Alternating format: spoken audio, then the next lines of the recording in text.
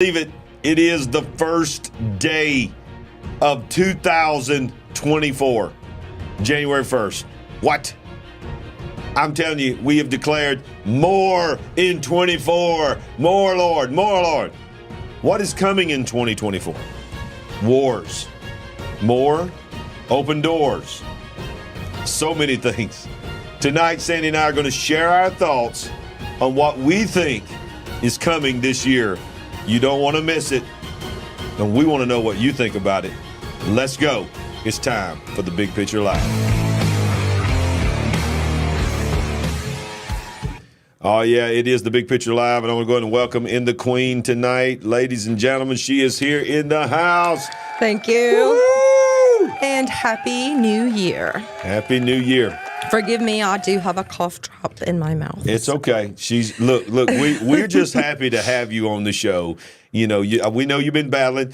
By the way, she's feeling 100% better. Doing a lot better. It's just taking a long, long time. So bear with me. But I am super excited to be here and thankful and excited about this new year. Yep. And if you hadn't smashed that like button, go ahead and smash it right now. Smash it, smash it, smash it. Nothing helps us better than that. If you're not subscribed to our channel, if you're new to our channel tonight, go ahead and subscribe. Go and get those two things out of the way so you can just enjoy.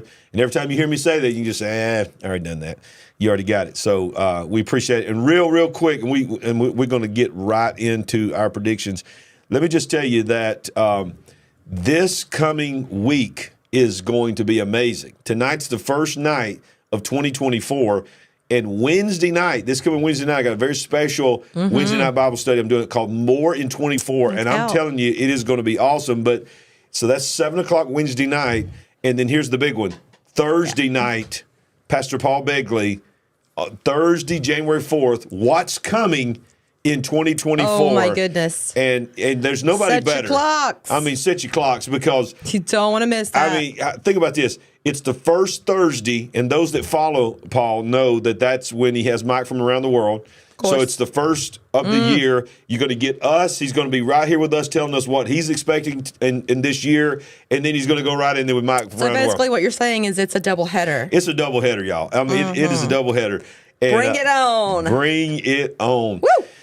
Well, that's just a few of the things that are going on here on the Big Picture. But, Sandy, it's crazy. It's so crazy to think that we are already in 24. No. I mean, we've been talking about it on Monday nights now for a while of what's coming. And so tonight's a little different show. Instead of just firing news items, we're just going to talk about some things of what we feel like is coming in 24. Yeah, we need to. Okay. So one of the things that I think me and you both agree that is definitely coming in 24 is an escalation on the war front. I think without a doubt. And we've already been seeing that, but it's like they've been holding back, started doing a few things through Christmas. Yeah. And now I think it's lookout time. Yeah. So we know that the war in the Middle East is escalating. Just over the Christmas holidays, as you said, we saw an increased activity from Hezbollah. In the north, we saw increased activity from Israel. From Israel, exactly. Towards Lebanon. And, you know, they're gearing up. Are they just staging and getting ready for what the big thing is going to be? Well, one of the things that Netanyahu said just recently is that they are preparing to fight on 7 different fronts at the same time. Their military is preparing for 7 different fronts. So war, you know, if you go back to June of 23, that is when I did the show called War with China in 24. And so this has been expected from our military in the United States. They have been preparing. And then, of course, we have other people that have told us confidentially that the military is talking about the draft and many different things. So we're going to see some major activity. I absolutely have to agree with you. Yeah. So you're talking about let's just sort of think about what we're saying, because this is also I'm going to just go ahead and just say time out and let me just make this clear. We are saying this is our gut feeling. Mm-hmm. We are not saying we know this is going to happen. And honestly, I really hope that I look back on this show at the end of the year and hope that I was wrong on almost all of them. That'd be wonderful. That'd be amazing, because that means that wars were stopped, lives were saved. But, Sandy, I believe that we're probably going to hit a few of these, and I think it's we need to be saving lives, because do we know what the accurate number is for Ukraine? Oh, no. Nobody knows the death toll there. So many over there, at least 20,000 from Gaza. Yeah. Plus those that were lost, the Israelis that were lost in the first day, the initial attacks. And we're talking about fighting seven different fronts now. Yeah, exactly. Think about how weary we are just of hearing about Ukraine. Yeah. They must be so war weary over in that region. And if this were to drag on for months and months and months in Israel, my goodness. Yeah, well, let's talk about that. I believe, and this is a part of our predictions for tonight, that war in Israel is going to escalate. I believe that Hamas, they're talking about they don't even believe they can destroy Hamas in a matter of weeks now. It's months. Well, we're coming up on 3 months. Coming up on 3 months. Right now. And they're still saying it's going to take more months. Sure. And now, as you said, Hezbollah, I believe also when it comes to Israel, this is what we're saying tonight on the prediction. I believe that in 24, you're going to see a major escalation with Hezbollah, I believe, and I'm going to get your thoughts on this, because this is my thoughts, and then we'll get Sandy's input on that. But I believe that Israel is going to do some type, and I hadn't heard anybody else say this, strike inside Iran. And I believe something's going to happen, that they're going to have to, I don't know if it's a nuclear reactor or what, but there's going to be some type of attack from Israel inside the borders of Iran, which is going to release unbelievable chaos. That's another thing that I think is going to happen on the war front. I also believe that Saudi Arabia is going to be a major player in the peace talks that will be negotiated by the United Nations and so forth. And then finally, I believe, from what I'm looking at the situation, that Egypt is now trying to become a player. And I believe Egypt is going to be a major player in, get ready for this, Temple Mount management. It's been under Jordan for so long. I think Egypt and Saudi Arabia are going to try to negotiate to have some type of control over the Temple Mount as well. Okay, well, let's just go ahead and attack that one first. Why do you think Egypt has interest in helping to monitor, control, whatever you want to say, the Temple Mount? Because I have heard things coming out of the administration of the king there in Egypt, the leader of Egypt, and he is saying things like, we need to go back and relook at the status quo, which is what they say that about the Temple Mount. And of course, Jordan is so involved with the Palestinian movement. I feel like there's going to be an uprising in Israel that's going to cause there to be a lack of trust that Jordan can maintain that and manage that. It's just my opinion. And it may status quo may stay exactly the same, but I believe that the center of a lot of things that are going to happen in 24 is going to be the Temple Mount. We know biblically that the Temple Mount is going to be huge in end times events with the temple, the rebuilding of the final temple. It's been kind of quiet there, mostly quiet for a while. It wouldn't surprise me if something got set off. I mean, it's just about time for that to start happening, one would think. But that is a very interesting theory that you have. Egypt, I wouldn't have gone there, but hey, maybe so. Yeah. Saudi Arabia. And who did you say, Saudi Arabia? And I believe that Saudi Arabia will be a major broker in the peace talks that they'll try to negotiate between Israel and Palestine and the two-state solution.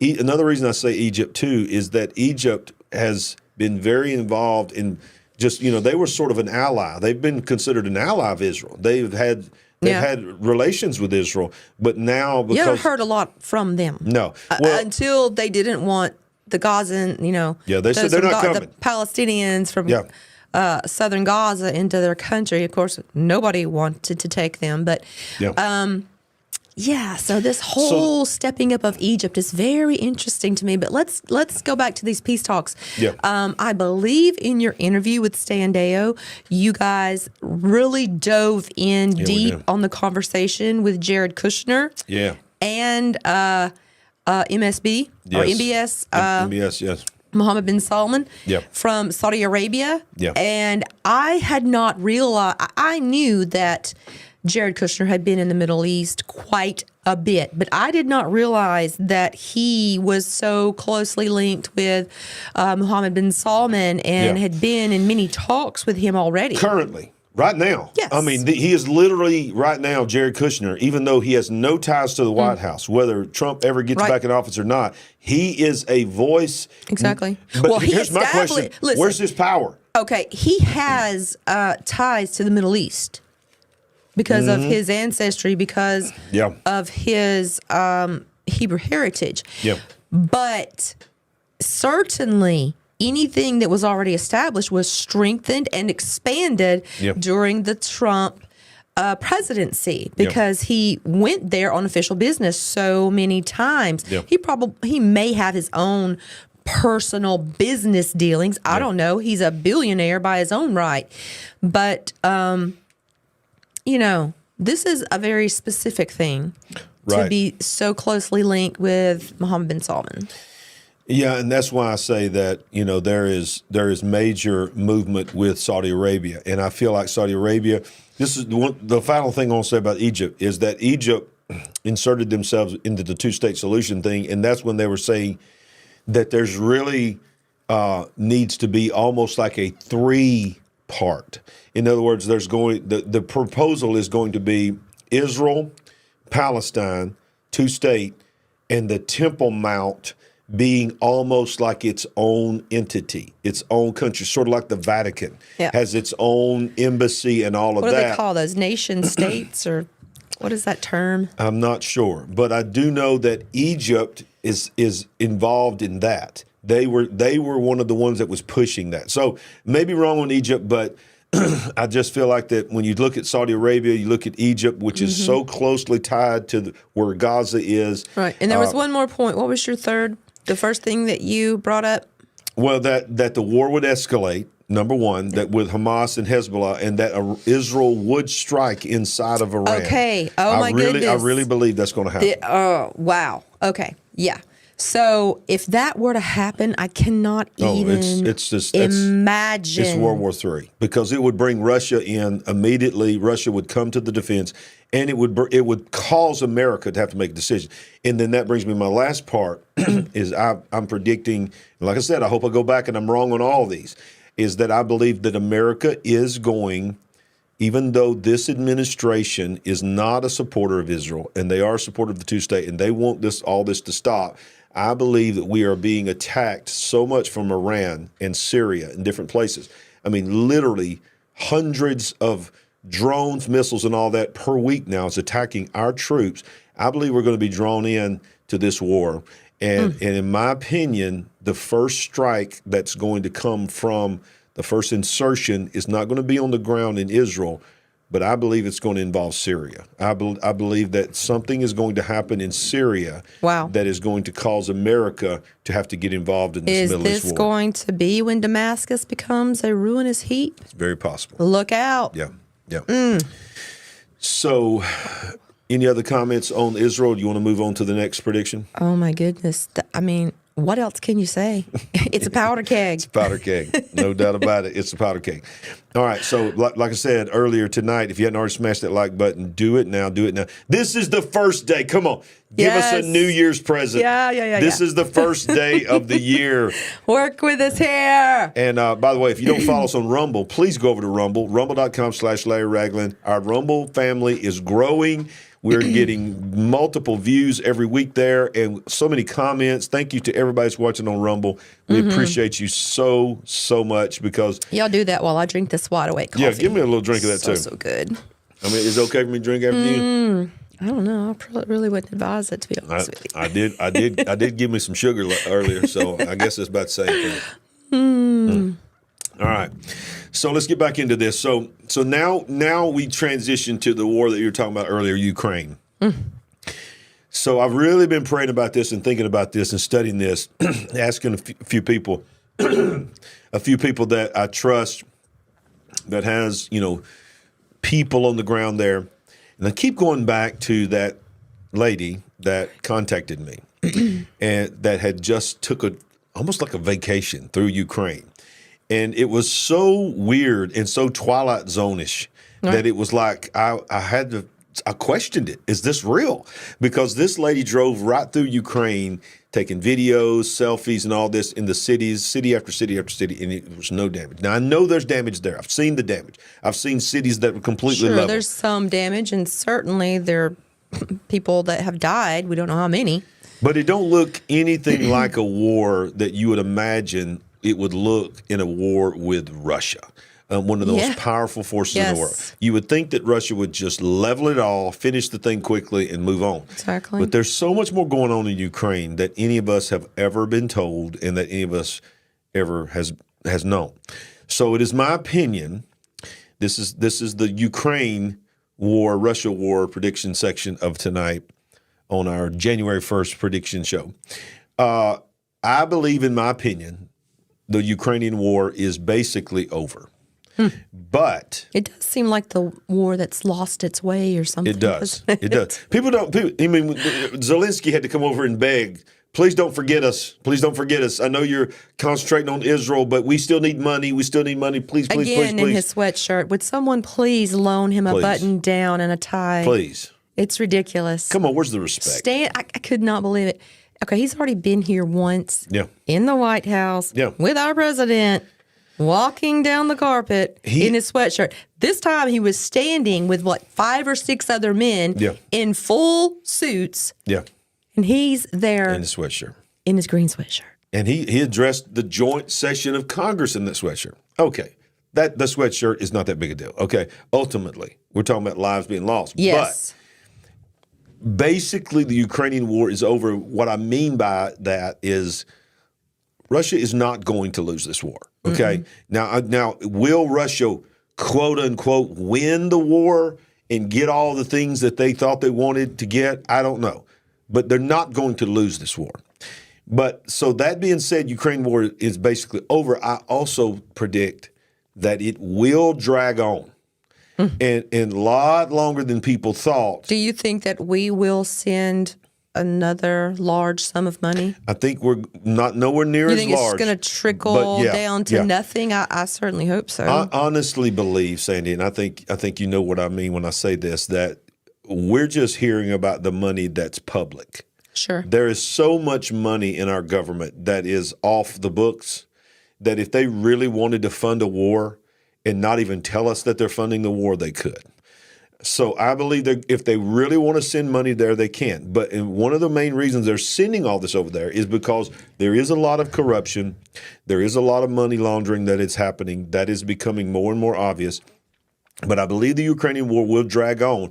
I do believe that in 24, even sometime in 24, maybe the latter part of 24, there will be some type of treaty that will be signed that will allow Ukraine to claim some type of victory, but it will be really symbolic more than anything.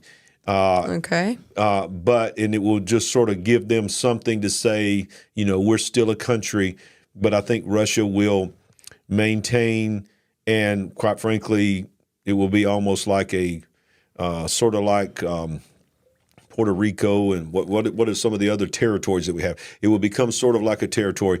But I also believe that, I hope that I'm right on this. And the other things I hope I'm wrong on, but I hope that I'm really right on this. I believe that the corruption of the Ukrainian government and the money laundering that is happening, that is absolutely happening, will be exposed. And it may be in the campaign that's coming up for president. Wow. I don't know, but I believe some kind of whistleblower, somebody's going to release that billions of dollars have literally been funneled through this war and did not end up where we thought it would be. And I think that's going to come out in 24. I would not be surprised if that is the absolute truth.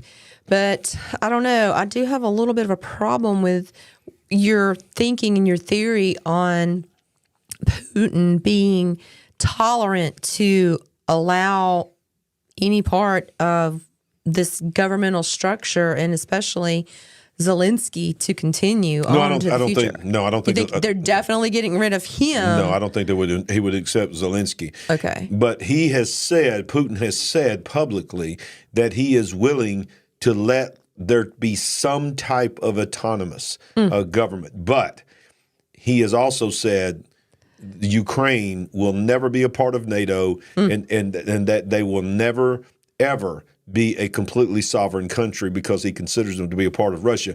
But he has said that he would allow them to operate sort of like the current status quo with Taiwan and China is.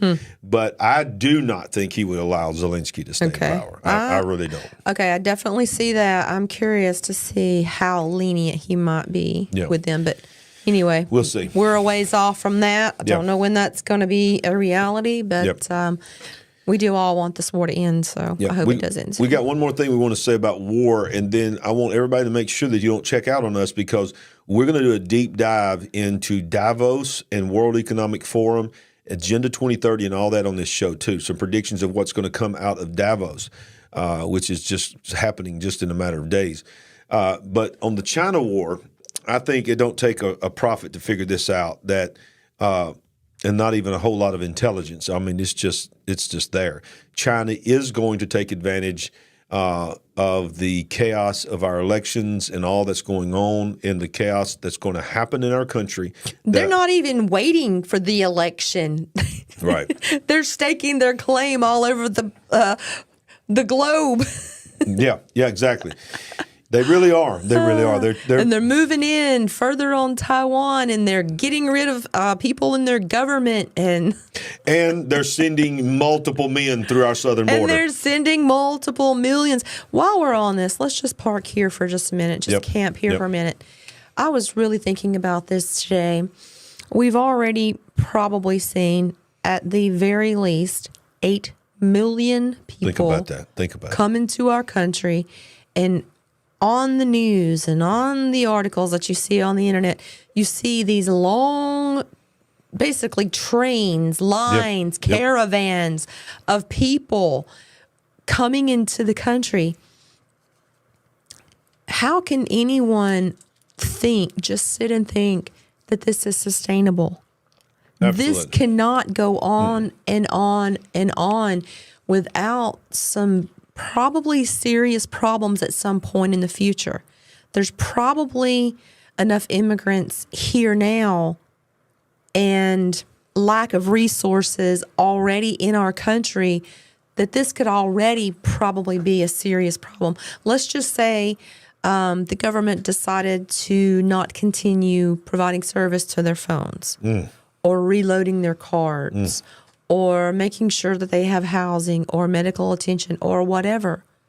If there were to be an interruption in the services that they're receiving right now, let alone any catastrophic, crazy thing that could happen down the road, or say, another 3 or 4 million people come on in as well, that would be bad enough.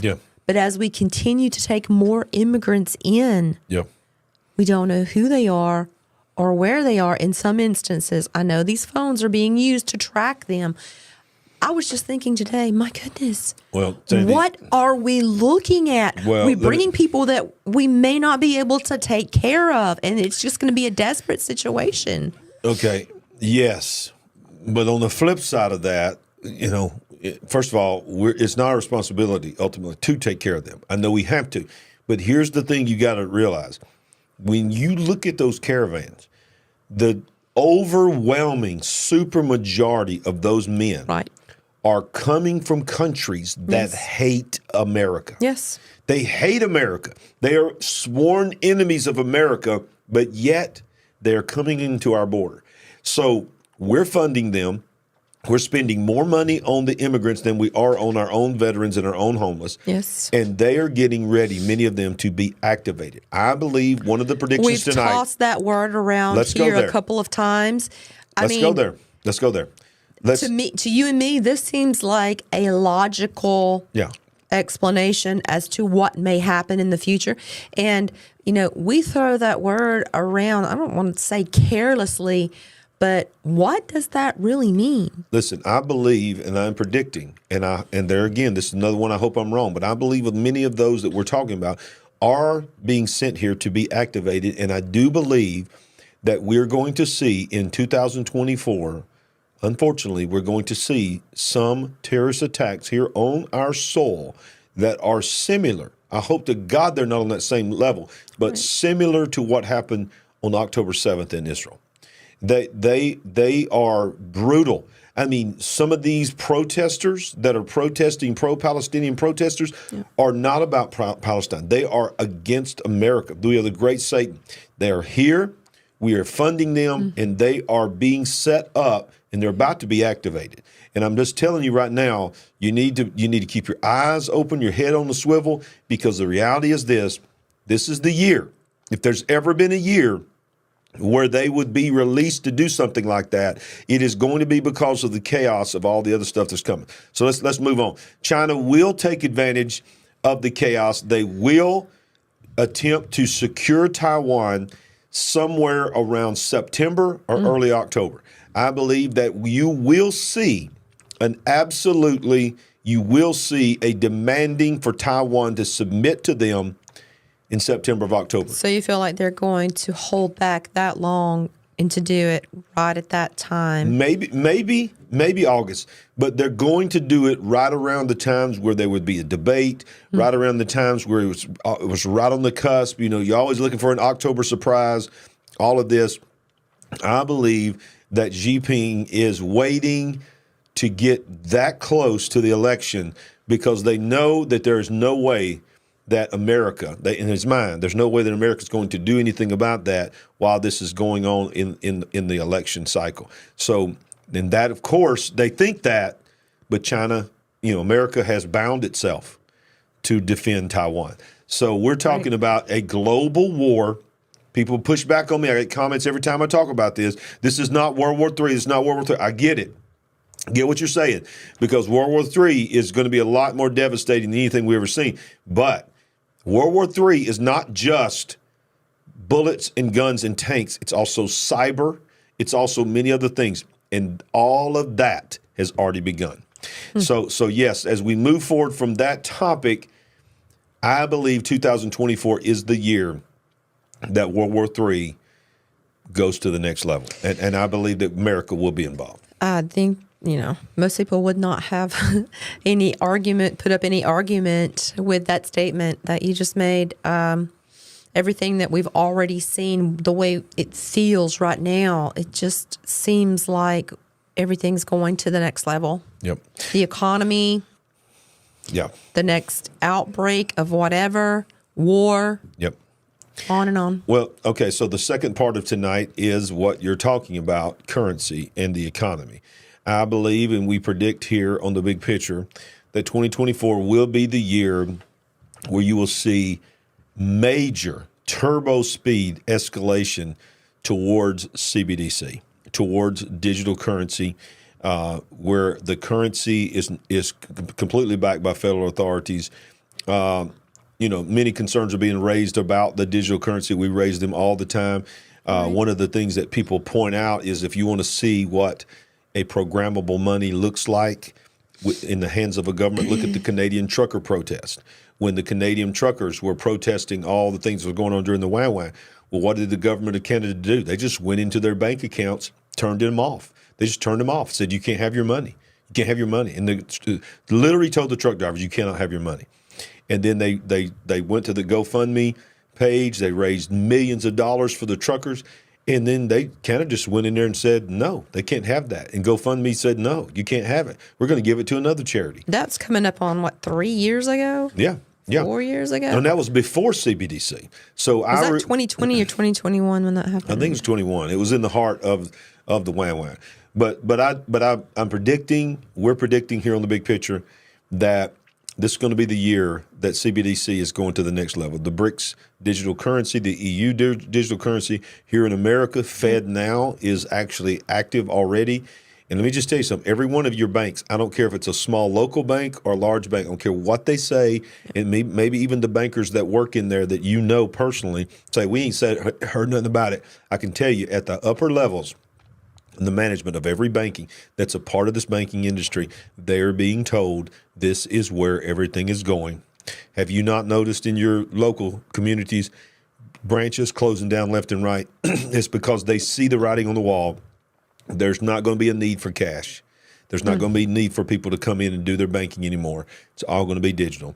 So, Sandy, my prediction is it won't be the full implementation, but I believe by the end of this year, we're going to look back on this year and we're going to see, even in places like Walmart and different places, and when you go buy something from an individual, you're going to see the whole system of how you buy that has either been completely changed or is on the cusp of being completely changed. My goodness.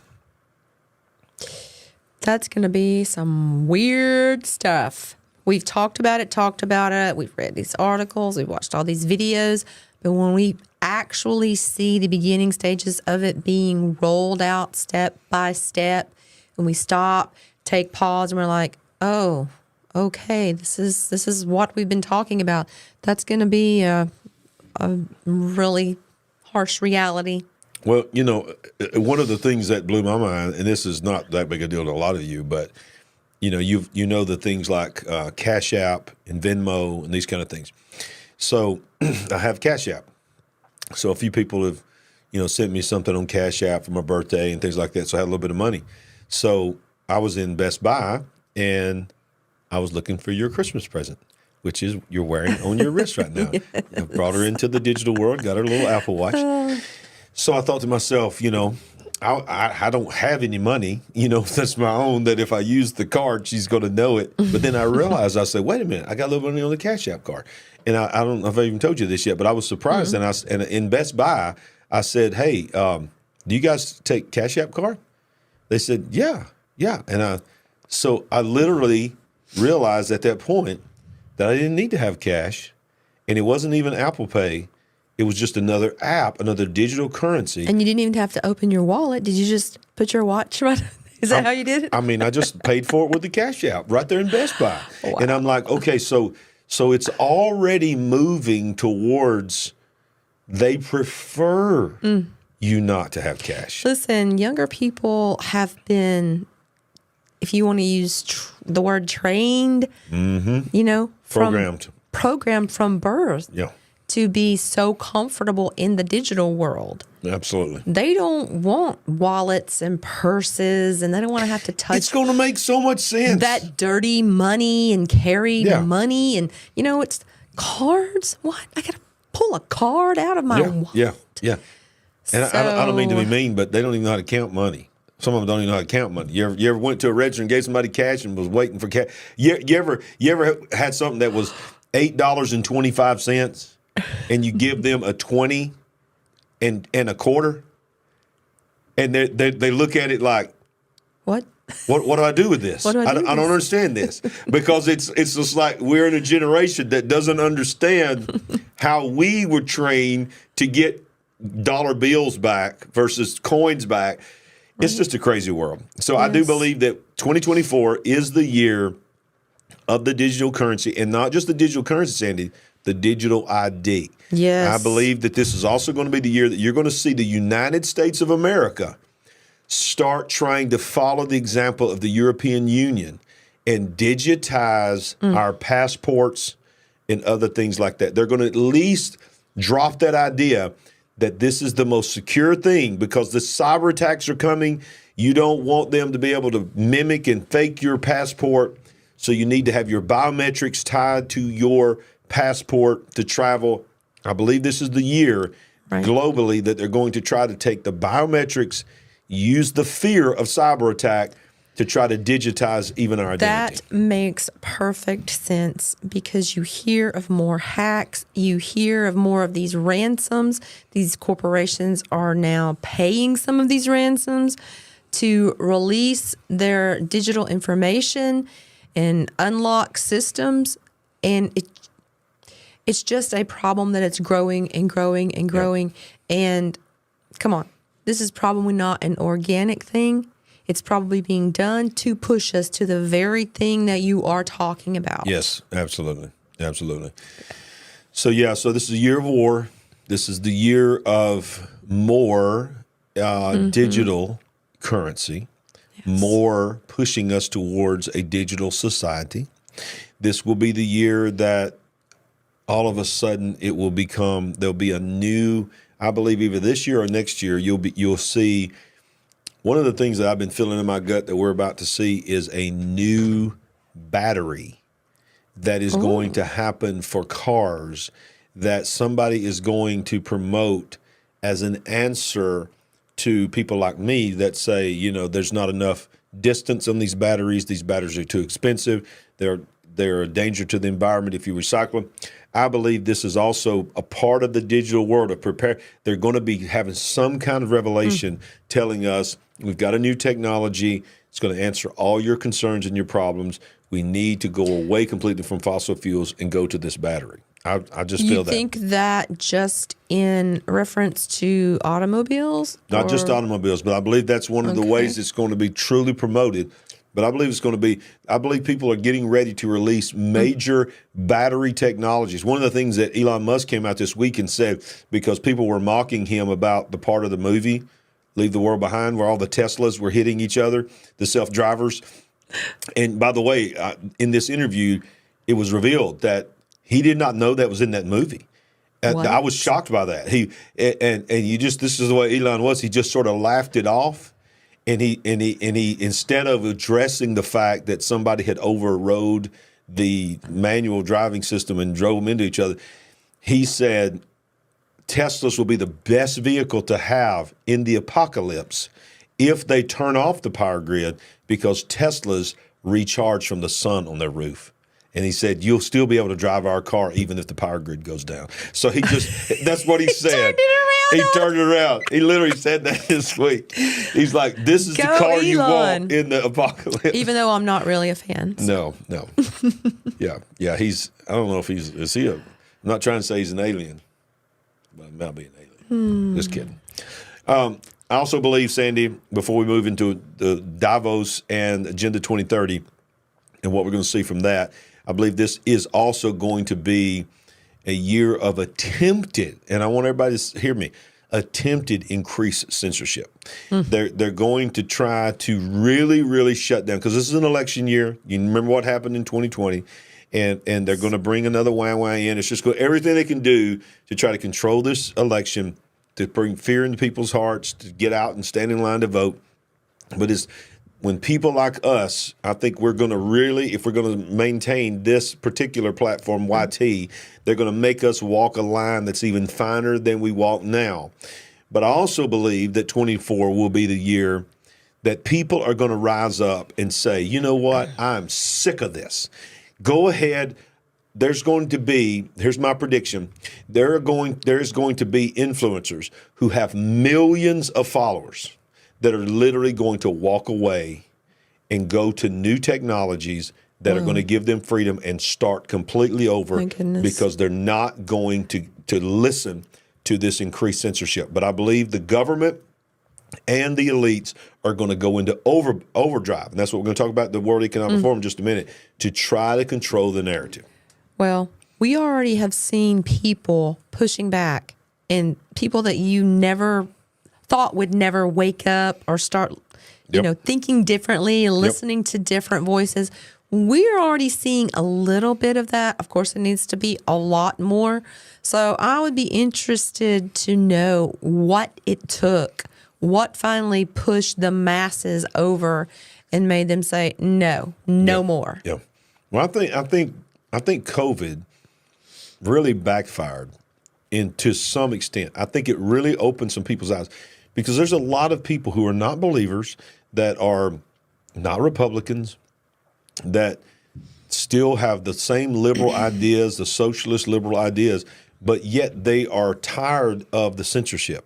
Yes. And they are literally siding with conservative conspiracy theorist voices because they're just sick of it.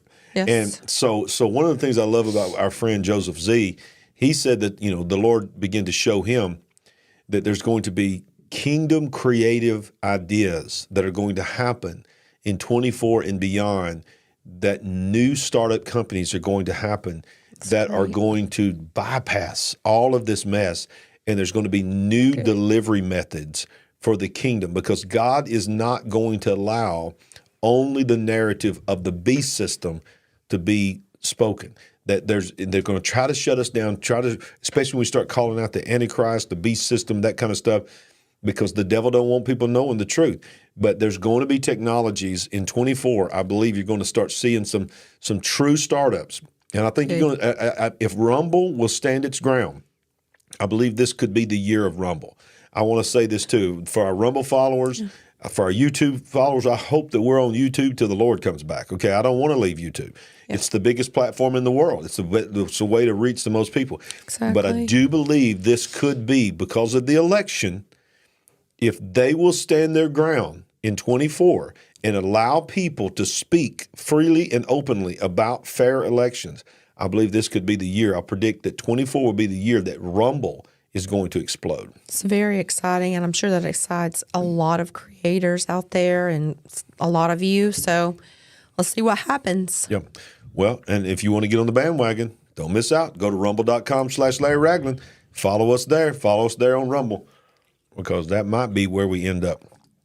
All right, Sandy, I want to throw this up here. This is January 1st. In just 2 weeks, as you see on the screen there, the World Economic Annual Forum meeting in Davos is January 15th through the 19th. Mm-hmm. And this is where, in Davos, Switzerland, remember my show about Switzerland?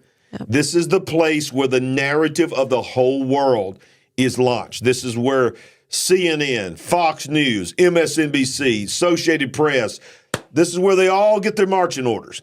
And this one is called, I think it was called regaining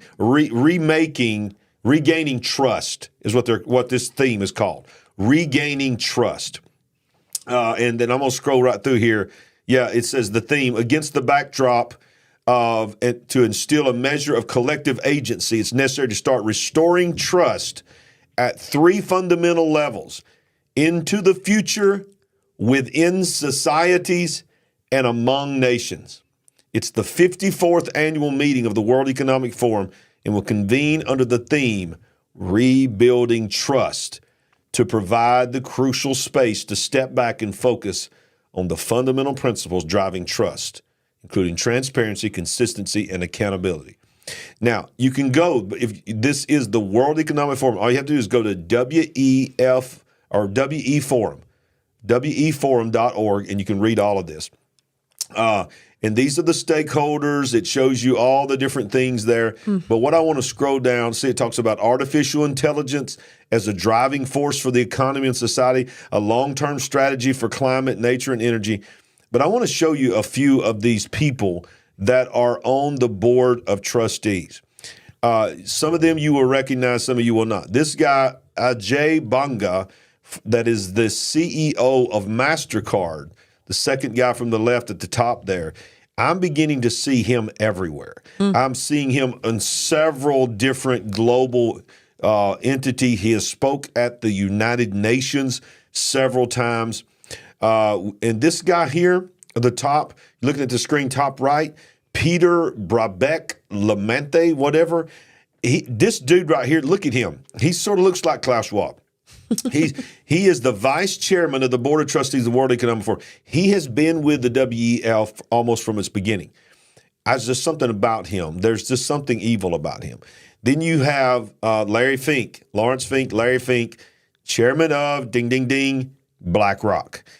He is there. As we scroll down, you'll see there he is, Al Gore. If you watch that show For All Mankind about space, he's the president.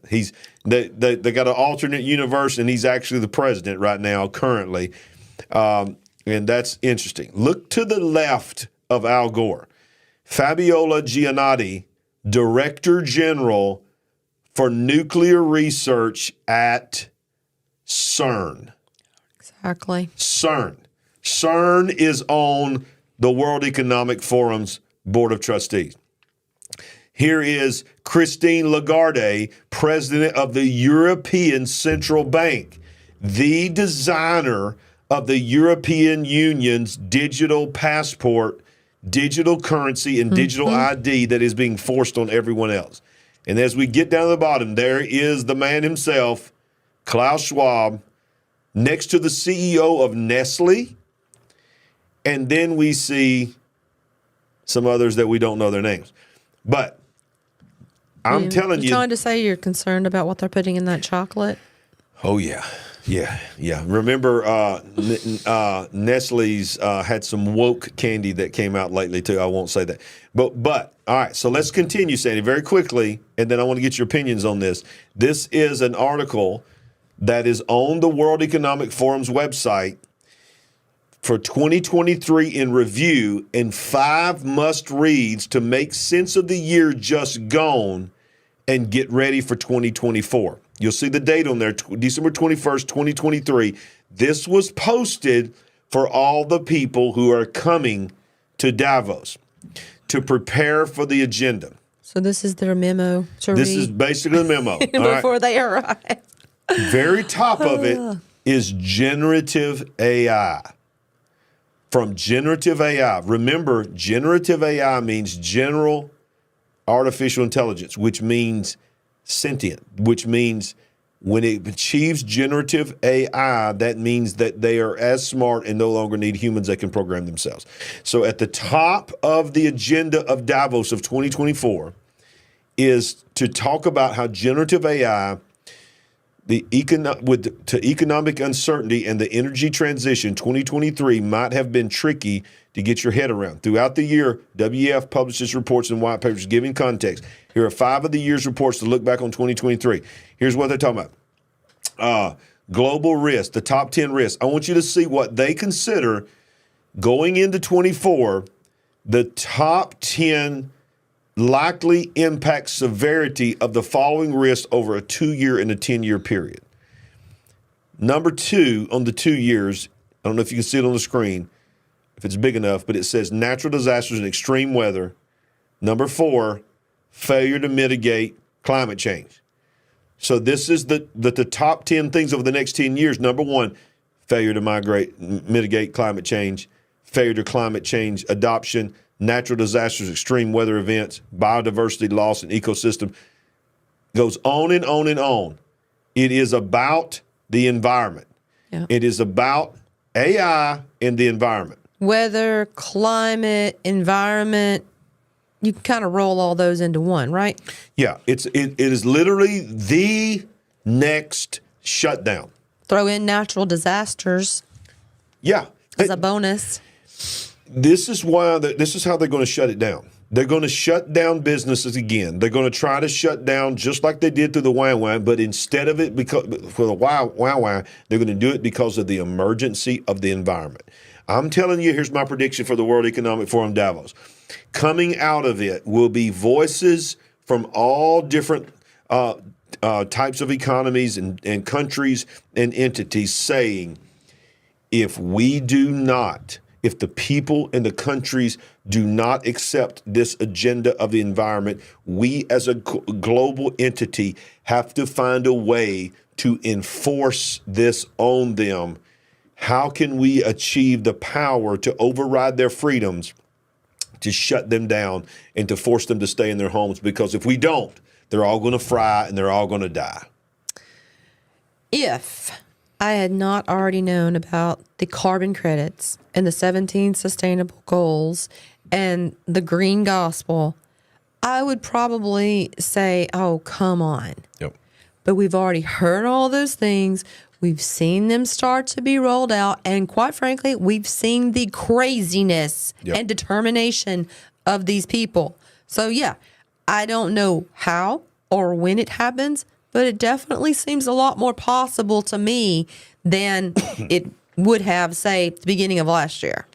Yeah, so let's go back in time to 2020.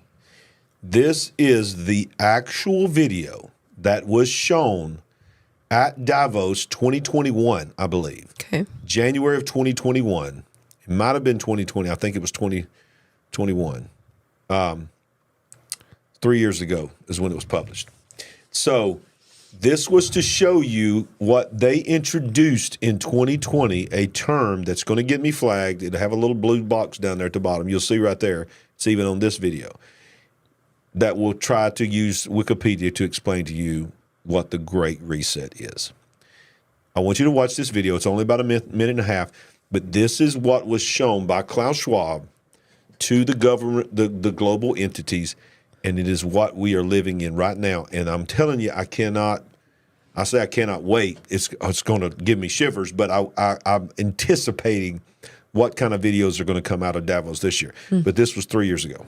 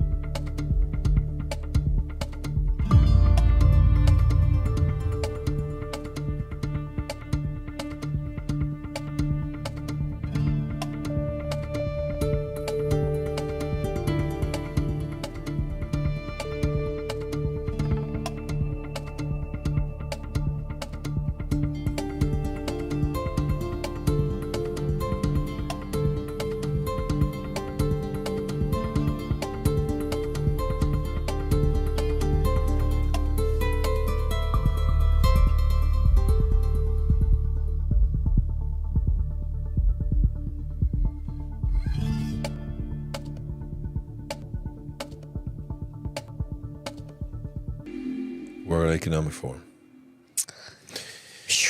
That was a video that they showed 3 years ago. All right.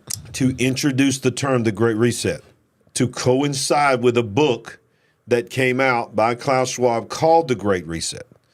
And one of the things that was said in it in 2020 is this pandemic is the greatest opportunity that we have ever been given to implement the agenda that we've been working on. And by the way, if you need to go back and watch this from last week, that's the one with Paul that's coming up. This is the one you need to watch from last week. I do a breakdown of Agenda 2030. I take you all the way back to 1992 and show you how in 1992 Agenda 2030 was released. The very principles of the 17 sustainable goals that are involved in Agenda 2030 was a part of the Rio Agreement that George H.W. Bush signed. And when Bill Clinton became president, he signed an executive order mandating, listen, in 1993 or 94, I can't remember, he instituted an executive order mandating that every government entity, every government institution, in every department, from our military to the FBI to the teachers to everything, the Education Association, all of them has to make every policy decision through the eyes of Agenda, which was called then Agenda 21 for the 21st century, that became Agenda 2030. My goodness. That is the world we're living in that we're 6 years away from. Right now in 2024, we are 6 years away from the world that they said would exist in 1992. Unbelievable. You're talking about 31 years ago? 31 years ago.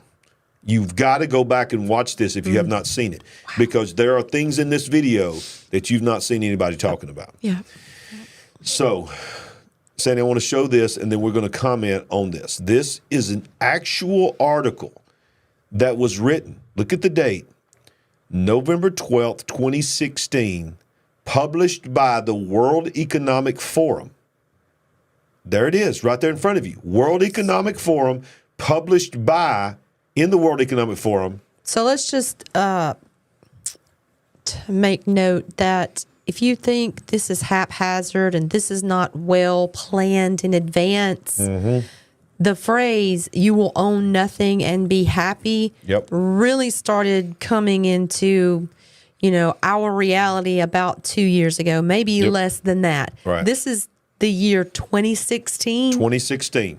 You see the article, 2016. All right. It doesn't say you'll be happy, but it says life's never been better. Yeah, exactly. Welcome to 2030. I own nothing, have no privacy, and life has never been better. Now, this is written sort of like a parody, but this is an illustration from the World Economic Forum of how you really will think about it. I think we call that a soft rollout. Yeah, exactly. Listen, let's read it. Welcome to the year 2030. Welcome to my city, or should I say our city. I don't own anything. I don't own a car. I don't own a house. I don't own any appliances or any clothes. Remember when we talked about this on the show, renting clothes, and you laughed everything. At us? This was from 2016. This is now 8 years ago, coming up on 8 years ago. 2016. It might seem odd to you, but it makes perfect sense for us in this city. Everything you considered a product has now become a service. We have access to transportation, accommodation, food, and all the things we need in our daily lives. One by one, all these things became free. So it ended up not making sense for us to own much. First, communication became digitized and free to everyone. Then when clean energy became free, things started to move quickly. Transportation dropped dramatically in price. It made no sense for us to own cars anymore because we could call a driverless vehicle or a flying car for longer journeys within minutes. We started transporting ourselves in a much more organized and coordinated way when public transport became easier, quicker, and more convenient than the car. Now I can hardly believe that we accepted congestion and traffic jams, not to mention the air pollution from the combustion engine. What were we thinking? Sometimes I use my bike when I go see some of my friends. I enjoy the exercise and the ride. It kind of gets the soul to come along on the journey. In our city, we don't pay any rent because someone else is using our free space whenever we do not need it. My living room is used for business meetings when I'm not there. Once in a while, I choose to cook for myself. It's easy. The necessary kitchen equipment is delivered at my door within minutes. Since transport became free, we stopped having all those things stuffed into our home. Why keep a pasta maker and a crepe cooker crammed in our cupboards? We can just order them when we need them. They go on to say, this also made the breakthrough of the circular economy easier. When products are turned into services, no one has an interest in things with a short lifespan. Everything is designed for durability, repairability, and recyclability. The materials are flowing more quickly. The death of shopping. Shopping, I can't really remember what it is. For most of us, it's been turned into choosing things to use. Goes on and on and on. When AI and robots took over so much of our work, we suddenly had time to eat well, sleep well, and spend time with other people. The concept of rush hour makes no sense. I don't really know if I would call it work anymore. It's more like thinking time, creation time, and development time. It goes on and on and on. Universal basic income. The robots do the work. Yeah. You stay at home and you get paid by the government just enough to make you feel like you've got money. This was the utopian world, Sandy, that in 2016, the World Economic Forum laid out this little funny little cute story. When people read it, they laughed at it. But I'm telling you, that is exactly the world that they are preparing for us. And 2024 is the year that you will see more and more and more of what you just heard me read from 2016 becoming a reality. Do you know what this makes me think of? This makes me think of Brave New World. Aldous Huxley. Aldous or Julian Huxley, they were brothers, but I can't remember. I think it's Aldous Huxley that wrote this book many, many, many, many years ago. So people were constantly, and this is in the television adaptation, constantly popping pills when you would get upset. Instead of allowing yourself to become angry or, act on your anger, you just popped one of those pills into your mouth and just remain calm, because that's what you're going to need. Basically keeps you drugged up. When you can't sit in your living room and enjoy reading a book or whatever because whoever decided to come over and have a business meeting or a office party or whatever. Yeah. I mean, if you're not calling up a crepe maker or a pasta maker to make your own dinner, what are you eating? What are you doing? Exactly. Well, you're eating. What if someone decides to come in meat. And raid bugs? Okay. What if the office conference decides to raid your refrigerator while they're using your home during your free time because it was free or whatever? Nobody was there, and you come home, you don't have anything to eat. Listen, I know what you're thinking. You're thinking this is not a prediction for 2024. This is just you just talking, just hypothesizing. No. This is really what they want to do. We've already talked about this, about renting clothing, renting small appliances to cook your meals. Yeah, exactly. That you won't have a car. You won't own a home. Yep. All right. Before we go into that final prediction about the election and some things like that we want to predict for 24, I want to show y'all this right here. Staying on World Economic Forum, because some of you think, well, those are just fringe people. These are just weirdo, leftist, elite, cabal, fill in the blank. They're all, part of the Masons and all this kind of stuff. Well, and that's all probably true. Every single one of them things. But this is from Valuetainment, a website that we follow here. Patrick Bet David, really like him. But this is an episode that he did about the Great Reset and about Klaus Schwab. And I just want to show you this one section about the Young Global Leaders Program. The slide that he's got says this is from the World Economic Forum's website of what this program means. This is when they recognize individuals under 40 for their professional accomplishments, commitment to society, and potential to contribute to shaping the future. And almost all of these are graduates of the Young Global Leaders Program.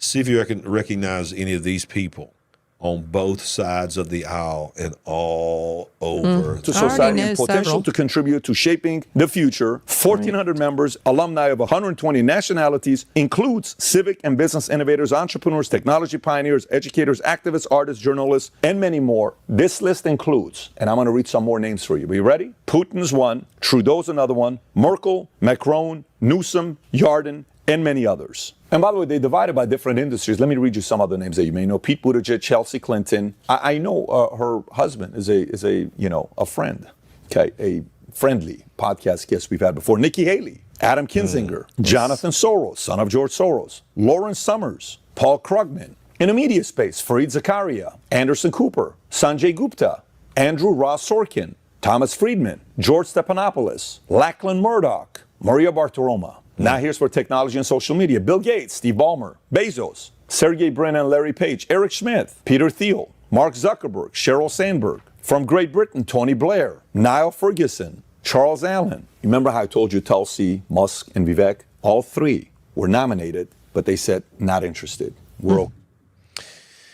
So that's just a small portion. Just a small portion of the list. And these are people, Republicans, Democrats, and watch this, just rapid fire, every major social media platform that is in existence, their founders and their CEOs are all a part of this program. Wow. How convenient. Every one of them. How convenient for the WEF, Use all that influence to influence us. Exactly. And to channel the narrative. Yes. I mean, you're talking about, you just saw the CEO and the founder, one of the founders of Google, Facebook, PayPal, Amazon, Microsoft, all of them. Politicians, unbelievable. Journalists. Yeah, exactly. I knew a lot of those, some of those I was not aware of. And like I said, that's a small list. There's 1,400 alumnus. This has been going on since 1973, something like that. Yeah. 1,400 major alumnus. I have watched the video. Some of you have seen it, where Klaus Schwab leans back in his chair and says, I'm so proud of where we have put him. We have placed Macron. We have placed Trudeau. And he lists them. And he talks about Trudeau's government. Not only did they place him as the Prime Minister of Canada, the World Economic Forum, Klaus Schwab said, we placed him there, said in his cabinet, we also have 25 other World Economic Forum graduates that are in the cabinet of Canada. Playing the long game. Yeah. Well, speaking of our country, Sandy, I think we would be remiss to not talk about, if we're going to talk about 24, we have to talk about the election. We have to talk about what's coming. Right. So do you have an opinion? I have an opinion. I want to get your opinion of what you think is going to happen in the presidential election of 2024.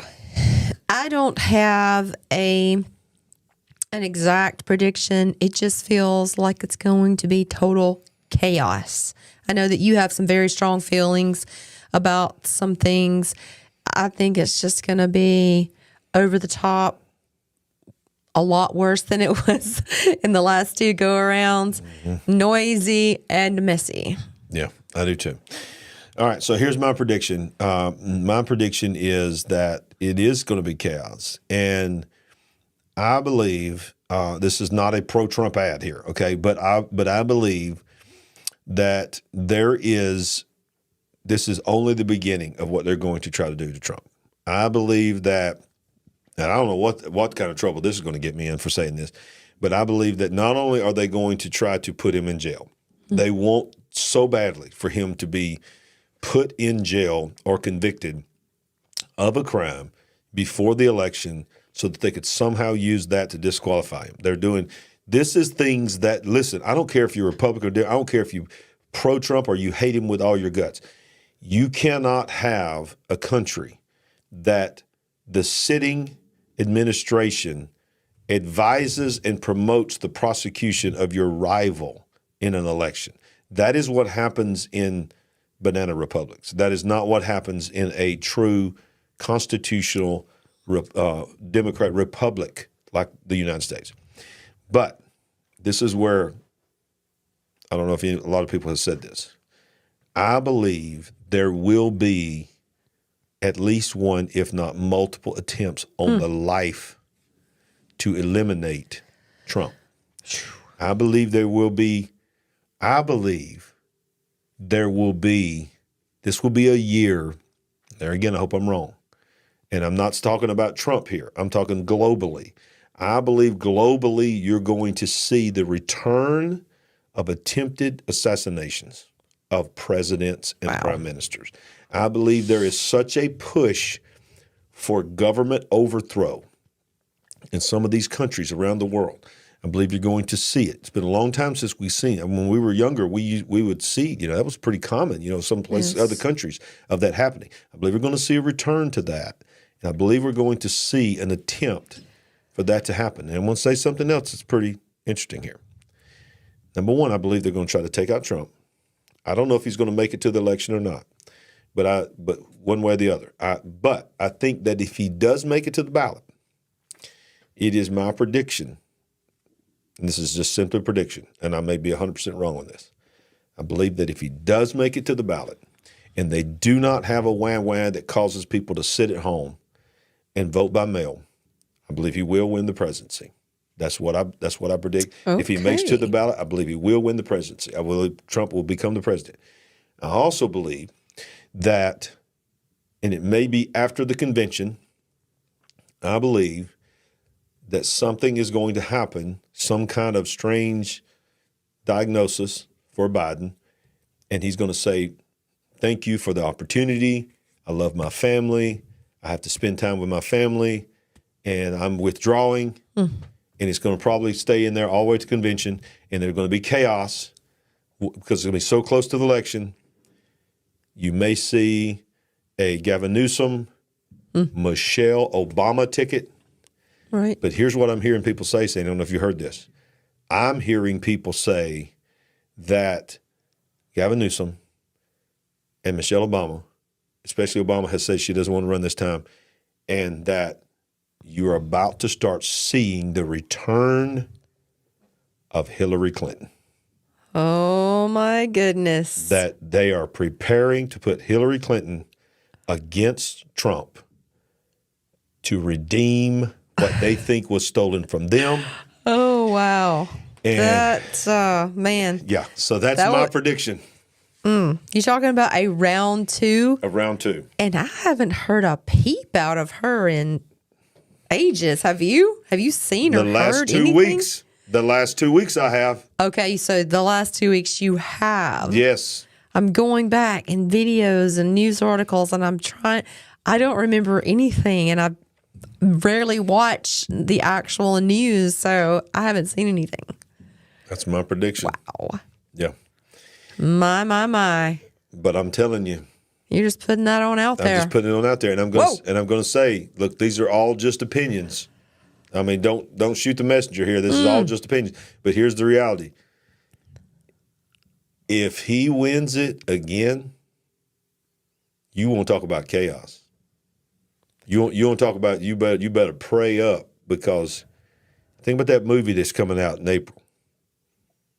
I don't think that's just by chance. I think they're trying to tell us this is what will happen to this nation if he wins it.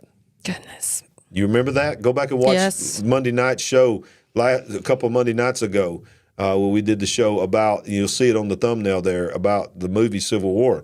Go back and watch that trailer and that show, because one of the things that we said on that show is that the prediction of that show is going to be, even if it's just a subtle innuendo, hey, we all know the guy that's playing the president in here that's turning on his own people is sort of like the guy that you're trying to put in the White House.